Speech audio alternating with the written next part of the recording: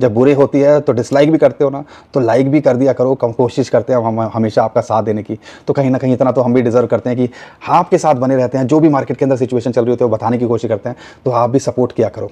लेकिन ये हुआ क्या, मार्केट के अंदर 73-74 हज़ार डॉलर पे बिटकॉइन आ गया था, 75 हज़ार डॉलर के ऊपर, तो फिर भी कुछ टाइम मेंटेन कर रहा था। लेकिन एकदम से ऐसा क्या हुआ कि रातों रात $83,000 को ये छू गया और इस टाइम पे $82,000 के बीच में चल रहा है। उसके पीछे जब बुरे हालात थे, उसके पीछे एक शख्स था जिसका नाम था डोनाल्ड ट्रंप, और अच्छे हालात में भी वही इंसान है जिसकी वजह से यहाँ एक पंप देखने को मिल रहा है। और वो क्यों मिल रहा है, टैरिफ वॉर को लेके 90 डेज का पॉज लगा दिया, यानी कि 90 दिन तक अभी कुछ नहीं होने वाला है इस चीज़ को लेके। चाइना को उन्होंने अलग रखा है, चाइना और यूएसए का जो चल रहा है पता ही है। लेकिन इसकी वजह से जो पिछले हफ्ते में यूएसए की मार्केट के अंदर जो बड़ा क्रैश देखने को मिला था, ट्रिलियंस ऑफ डॉलर जो है यहाँ पे लुटते पिटते खत्म होते दिखे थे मार्केट से, कल या एक दिन के अंदर ही 10%, हिस्ट्री के अंदर बहुत कम ऐसा हुआ होगा कि S&P 500, डाउ जोन्स 10% बढ़े हों, और यहाँ पर मिलियंस नहीं ट्रिलियंस ऑफ डॉलर एकदम से मार्केट के अंदर दोबारे बढ़ गए। तो ये खेल होता है, एक स्टेटमेंट या एक शख्स क्या कर सकता है। लेकिन एक और इशारा जो मिल रहा था वो ये था कि कमज़ोर दिल वाले सेल कर रहे थे, क्योंकि हमने पहले भी आपके साथ डाटा शेयर किया था, कल भी किया था, परसों भी किया था, कि जो बिटकॉइन ETF वाले हैं ना, उनकी तरफ से कोई सेलिंग नहीं है, वो कुछ नहीं कर रहे हैं भैया। आप देखो पिछले 2-3 दिनों के अंदर ब्लैक रॉक, फिडेलिटी जो बड़े नाम है, उनकी तरफ से सेलिंग नहीं थी, फिर भी इनफ्लो नेगेटिव के अंदर था, वो प्रेशर बना रहा था। लेकिन जो बात समझने की है, जो बात निकल के आती है, जो डाटा निकल के आता है कि यहाँ पर वेल्स ने पिछले 2-3 महीनों के अंदर 2.5 से 3 लाख बिटकॉइन खरीदे हैं, जिसके अंदर माइक्रो स्ट्रेटजी भी इंक्लूड है। अब यहाँ पर 2-2.5-3 लाख बिटकॉइन कोई छोटा मोटा अमाउंट नहीं है, और ये आपको समझना पड़ेगा जब ये सारी चीज़ें हो रही होती है ना। लेकिन जब मार्केट डाउन होती है तो समझ में आता नहीं है। 2025 अभी भी यहाँ पर अगर साइकिल को देखते हैं 550 दिन लगाता है हाफिंग के बाद में बिटकॉइन का जो साइकिल होता है, अगर उसको भी कंसीडर करते हो ना, तो भाई साहब कम से कम अक्टूबर, नवंबर, दिसंबर में वो फिगर ख़त्म होती है, या 550 दिन ख़त्म होते हैं। कम से कम हमें उस तक वेट करना चाहिए। और अगर मैं अकेला नहीं हूँ, बहुत सारे और लोग हैं, इन्वेस्टर्स हैं, तो जो एक्सपर्ट्स हैं वो यही बोलते हैं जैसे ये सिचुएशन सेटल होगी तो यहाँ पर ग्लोबल मार्केट अच्छी होगी, जो हमें देखने को मिली, और बिटकॉइन का प्राइस और क्रिप्टो करेंसी मार्केट के अंदर भी एकदम से उछाल देखने को मिला, और ये चीज़ें आगे जाके और बेटर हो सकती है। तो आप कह लीजिए बिटकॉइन अभी भी अपने ऑल टाइम हाई से दूर है। जो लोग बेयर मार्केट को लेके बैठे हुए हैं उनका तो मैं कह नहीं सकता, लेकिन मैं ये कहता हूँ 2025 में आपको यहाँ बने रहना चाहिए, और रिस्क उतना लो जितना आप झेल सको। जो हम कह रहे हैं ना भी हो तो आपकी सेहत पे असर ना पड़े, इसलिए 5 से 10-20% ज़्यादा एक्सपोजर नहीं होना चाहिए। ये भी एक फाइनेंशियल टूल की तरह ही है।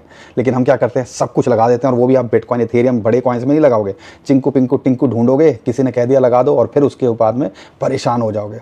ये गलतियां हैं, क्योंकि आपको लगता है जो बिटकॉइन में तो हमें अच्छा रिटर्न मिलेगा नहीं, ऑल्ट कॉइन्स जो है रातों रात करोड़पति बना देते हैं, और करोड़पति से ज़्यादा वो लोगों को रोड़पति बनाते हैं। ये हमें समझना पड़ेगा। तो यहाँ पे ये जो डोनाल्ड ट्रंप ने टैरिफ वॉर की बात करी, उसको पॉज लगाया 90 दिन का, चाइना को लेके भी स्टेटमेंट निकल के आ रही है कि जो डोनाल्ड ट्रंप कहते हैं कि चाइना के साथ में भी हम कुछ नेगोशिएट कर सकते हैं। चाइना भी कह रहा है कि हम भी नेगोशिएट करने को तैयार हैं, जो कि एक बड़ा सिग्नल है। इसी वजह से आज मॉर्निंग के अंदर एशियन मार्केट भी हरियाली के अंदर देखने को मिल रही है, और यहाँ पे ओवरऑल ग्लोबल मार्केट के अंदर अच्छा इंपैक्ट पड़ रहा है। तो ये चीज़ें जैसे सही होंगी, सॉर्ट आउट होंगी, क्योंकि हमने देखा है जब जंगें जो होती हैं वो ख़त्म हो जाती हैं, तो ये तो अभी हम ट्रेड वॉर कह रहे हैं, इस हर कोई चाहता है कि 2 पैसे यहाँ कमाएँ और पूरे उसकी कंट्री का फ़ायदा हो। तो ये सारी चीज़ें उनको भी पता है कि भैया ये ज़्यादा नुकसान झेल नहीं सकते। जब लोग त्राहीमाम जो है परेशान होने लगेंगे ना, तो भैया अल्टीमेटली फिर जो है उनके लीडर्स होते हैं उनके ऊपर सवाल उठना शुरू हो जाता है। तो हर कोई ये सारी चीज़ें ज़्यादा लंबे तक नहीं खींच सकते। ये सब चीज़ें टेम्परेरी होती हैं, और कई बार तो ऐसा लगता है इंस्टीट्यूशंस, वेल्स या ऐसा मैनिपुलेशन करके मार्केट के अंदर पैसा बनाने की कोशिश की जा सकती है। और गंदा है, धंधा है, और आपको पता ही है कुछ ही गिने चुने लोगों के हाथ में रह जाती है खेल, और हम सब सिर्फ यहाँ बूंदियाँ लूटने के लायक भी नहीं रहते। और अपनी जो बूंदियाँ हमारी होंगी 80,000 के नीचे, $70,000, $75,000 पे कई लोगों ने यहाँ बेचा होगा इथेरियम को, या कई जो बड़े कॉइन्स हैं उनको औने पौने दामों में बेचा होगा, और बोला होगा भाई साहब मुझे छोड़ दो।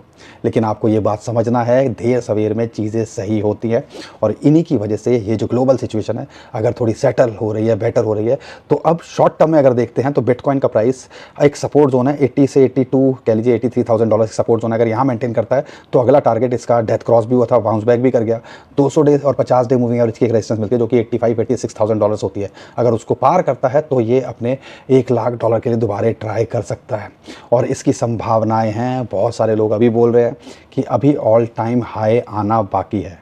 अब आप मुझे कमेंट में बताइए ऑल टाइम हाई आएगा अगर बिटकॉइन का, तो ये जो ऑल्ट कॉइन्स हैं यहाँ पे जो आज लूटे पीटे बैठे हैं और मार्केट के अंदर थोड़ा सा बेटर होते ही डबल डिजिट के अंदर यहाँ पे रिटर्न देते देख रहे हैं, तो आपको क्या लगता है क्या ये अपने दिसंबर के पीक पे भी पहुँच गए? तो 3-4 गुना यहाँ से होते हैं। और अब मैं कह रहा हूँ अपने ऑल टाइम हाई को पार कर गए या बिटकॉइन $1.5-2 लाख पहुँच गया तो ये कहाँ तक जा सकते हैं? खुद एक आइडिया लगाने की कोशिश करनी चाहिए। लेकिन वही चीज़ है, रिस्क मैनेजमेंट आना चाहिए, प्रेशर झेलना आना चाहिए, लॉन्ग टर्म के लिए होल्ड करना आना चाहिए, तब जाके इन सारी चीज़ों का कोई फ़ायदा है। नहीं तो ऊपर खरीदोगे नीचे बेचोगे। ना कि आप करना उल्टा था। जब मार्केट जो वॉरेन बफे भी दुनिया का सबसे समझदार इन्वेस्टर जिसको बोला जाता है, वो भी ये कहता है जब सारी दुनिया डरी हो तो हमें एंट्री बनानी चाहिए और जब सारी दुनिया यहाँ पर सोच रही हो कि हम भी खरीद लें तो हमें एग्जिट करना चाहिए। सिंपल बेसिक फंडे हैं जो हमें इंप्लीमेंट करने चाहिए और ये किसी भी फील्ड में देखोगे, स्टॉक मार्केट हो, क्रिप्टो करेंसी हो, उसमें कामयाब या कारगर होते हैं। बस थोड़ी समझदारी या अपने हिसाब से आपको सिचुएशन को मोल्ड करना आना चाहिए। बाकी दोस्तों बिटकॉइन को लेकर अगर यहाँ सपोर्ट नहीं मिलती है तो वही एक इंपॉर्टेंट सपोर्ट है 73 से $75,000 का जो जोन है, जो 2021 में का ऑल टाइम हाई को ब्रेक करके जब ये आया था $70,000, $75,000 के आसपास ये पहुंच गया था। वहां से फिर रिजेक्ट हुआ $50,000। तो एक सपोर्ट जोन जो हमने 2-3 वीडियो के अंदर बताया है कि एक वहाँ है और एक अल्टीमेट सपोर्ट $69,000 पे है। तो हमें सारी चीज़ों को ऑब्जर्व करना है, रिस्क उतना लेना है जितना झेल सकें। और जो बड़े बड़े कॉइन्स हैं, ऑन्डो कितने अच्छे रेट पे $0.65 के आसपास मिल रहा था आपको, ADA आधे डॉलर के आसपास मिल रहा था। अगर मैं बात करता हूँ आर्बिट्रम $0.25 के आसपास, इथेरियम $1,300 के आसपास मिल रहा है, सोलाना $100 के आसपास मिल रहा था, XRP लगभग $1.5 के आसपास आ गया था, तो ADA आधे डॉलर पे आ गया था। तो बड़े बड़े कॉइन्स भी अगर आपको इस रेट पे मिल रहे हैं तो आप कह लीजिए यहाँ से अगर गुंजाइश गिरने की होती तो कितनी होती, लेकिन यहाँ से अगर दिसंबर के हाई पे भी पहुँच गए तो ये क्या कर सकते हैं, कितना मल्टीपल टाइम रिटर्न हो सकता है। बस ये ही तो मैं समझाने की कोशिश करता हूँ कि रिस्क कैलकुलेशन आनी चाहिए, रिस्क मैनेजमेंट आनी चाहिए। और वो चीज़ आप तभी समझोगे जब आप पोर्टफोलियो को अपना डिज़ाइन करोगे और सारी चीज़ें लिख के रखोगे। कि कोई लिख के नहीं रखता, बस पोर्टफोलियो देखते हैं, किसी ने बोला ये कॉइन ले लो, किसी ने बोला वो कॉइन ले लो, और ये चीज़ें नहीं करनी होती। आपको मुँह ज़ुबानी याद रहना चाहिए। शॉर्ट टर्म के हिसाब से शॉर्ट टर्म में देखो, लॉन्ग टर्म का देख रहे हो तो लॉन्ग टर्म के हिसाब से देखो, ताकि ये सारी चीज़ों को आप सही तरीके से मैनेज कर पाओ और ये सारी चीज़ें करनी चाहिए। बाकी अगर इथेरियम की बात करते हैं तो फिलहाल के लिए वही $1,400 के आसपास का एक सपोर्ट जोन है, एक एंट्री यहाँ पे बनती है। हमें लगता है कि ऑल टाइम हाई को ये देर सवेर में ब्रेक करेगा।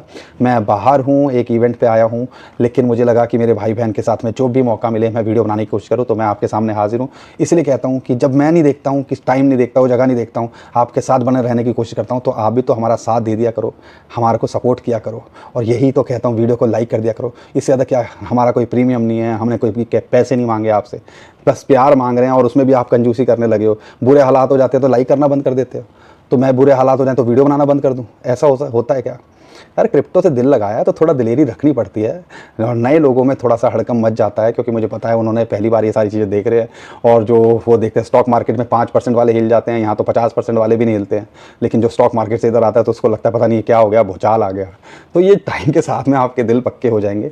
लेकिन क्रिप्टो जितना रुलाती है उतना हंसा भी सकती है, तो फोकस करना है। इथेरियम की बात करता हूँ तो मुझे लगता है $2,000 ये आने वाले टाइम के अंदर छूता देखने को मिल सकता है। एक टारगेट $2,400 के आसपास भी होता है, तो समझ लीजिए 50 से 100% का return short to mid term में ये पोटेंशियल रखता है। सेम इस सोलाना के साथ में $100 के आसपास आया, एक बड़ी अच्छी अपॉर्चुनिटी थी। लेकिन अभी $134 $160 का इसके टारगेट हो सकते हैं। एंट्री $100 के आसपास यहाँ बनती है। अगर मैं बात करता हूँ ADA आधे डॉलर के आसपास मिले, एक बहुत बड़ी अपॉर्चुनिटी है, उसके हिसाब से आपको फोकस करना चाहिए। XRP $2 के नीचे मिल रहा है, तो यहाँ पे आपको फोकस करना चाहिए। XRP मैं ये नहीं कह रहा हूँ $10 चला जाएगा, लेकिन अपने ऑल टाइम हाई को छूने का है, उसके पार जाने का ये भी पोटेंशियल रखता है। नियर प्रोटोकॉल $2 के नीचे मिल रहा है, एक बड़ी अपॉर्चुनिटी है, उस पर आप फोकस कर सकते हो। आर्बिट्रम $0.3 के नीचे मिल रहा है। लेकिन जो मैं बता रहा हूँ ये सारे जो कहानी है, ये आपको जो है 2025 तक होल्ड करना चाहिए। क्योंकि जिस हिसाब से, और अगर आप डॉलर कॉस्ट एवरेजिंग कर सकते हो, DCA डिप में बाइंग एवरेज कर सकते हो, मुझे पता ज़्यादातर लोगों के पास नहीं बचा है माल, लेकिन कर सकते हो, तो ये हो सकता है एक बड़ी अपॉर्चुनिटी आपके लिए साबित हो। और यहाँ पर बाकी दोस्तों, हम तो कोशिश करते हैं आपके साथ बने रहने की, और आपसे भी उम्मीद करते हैं सिचुएशन कैसी भी हो हम समझाने की कोशिश करते हैं, लेकिन जब हालात समझ में बुरे हो जाते हैं ना, समझ में कि कुछ नहीं आता है, तो बस लगता है कि भैया बस ख़त्म हो गया सब कुछ। टाइम दो मार्केट को, 2025 में टिकने की कोशिश करो। चार्ट जो कहता है, जो मैंने आपके साथ शेयर किया है, RSI को देखते हो ओवरसोल्ड दिखती है, जितने इंडिकेटर हैं वो कहीं ना कहीं यही दिखा रहे हैं कि आपको 2025 के अंदर होल्ड करना चाहिए। बाकी हम कोई फाइनेंशियल एडवाइज़र नहीं है, आप अपने फाइनेंशियल एडवाइज़र से पूछिएगा, अपनी समझदारी दिखाइएगा, रिसर्च कीजिएगा, सुनो हमारी भी, दुनिया की भी, और फिर डिसाइड करो आपके लिए क्या बेस्ट है। लेकिन मैं उम्मीद करता हूँ जो मैं आपको बातें समझाने और बताने की कोशिश करता हूँ, आपको कुछ समझ में आता होगा।